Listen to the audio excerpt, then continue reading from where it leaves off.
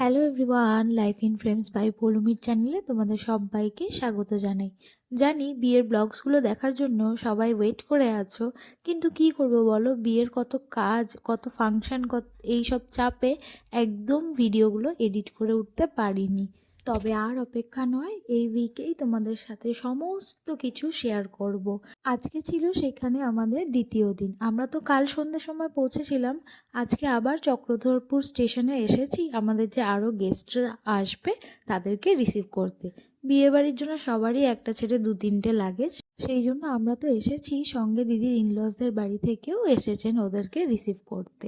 এই যে আমার বৌমনি, দিদিভাই, ফ্রেন্ড, শঙ্কসোনা, জেঠিমণি আর জিজুও ছিল। ওদেরকে হোটেলে পৌঁছে দিয়েছি, আমরা যেই হোটেলে রয়েছিলাম সেখানেই আছে। এবার ওরা ফ্রেশ হোক, ততক্ষণে জায়গাটা একটু ঘুরে আসি। আসার পর থেকে তো হোটেল থেকে আর বেরোতেই পারিনি, তাই ভাবলাম একবার ঘুরে আসি। আজ যাব লিট্টি চোখা খেতে।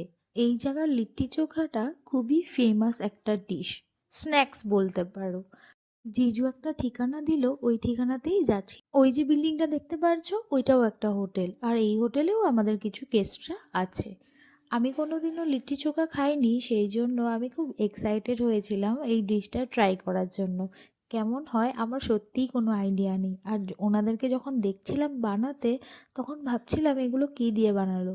তখন ওই আঙ্কেলটা বলল যে এটা নাকি ছাতু দিয়ে বানানো, আর চোখাটা উনি রেডি করে রেখেছিলেন, তার মধ্যে কিছু কিছু মশলা উনি অ্যাড করলেন। তোমাদের লিট্টি চোখা ডিশটা খেতে কেমন লাগে একবার কমেন্টসে জানিও তো। আমার কিন্তু বেশ ভালোই লেগেছে। ভিডিওটা তাহলে এখানেই শেষ করছি। বিয়ের ভিডিওগুলো দেখার জন্য অবশ্যই কিন্তু সাবস্ক্রাইব করে দিও। Bye bye.